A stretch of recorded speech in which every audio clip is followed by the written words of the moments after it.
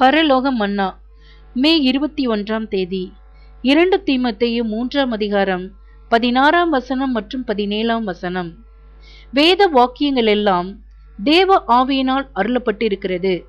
தேவனுடைய மனுஷன் தேறினவனாகவும் எந்த நற்கிரியையும் செய்ய தகுதியுள்ளவனாகவும் இருக்கும்படியாக அவைகள் உபதேசத்திற்கும் சீர்திருத்துதலுக்கும் கடிந்து கொள்ளுதலுக்கும் நீதியை படிப்பிக்குதலுக்கும் பிரயோஜனமுள்ளவைகளாய் இருக்கிறது. வசனங்களுக்குரிய விளக்கம்.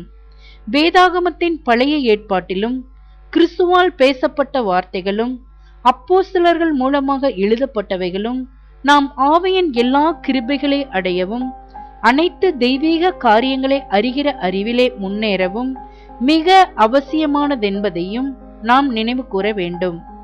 தேவனிடத்தில் நெருங்கவும் பரிசுத்தத்தை அடையவும் இவை உதவுகின்றன. வாக்குத்தத்தம் பண்ணப்பட்ட இரட்சிப்புக்கு தயார்படுத்தும் உண்மை ஞானத்தை தேடி வேறு சுனைகளை நாட வேண்டிய அவசியம் இல்லை.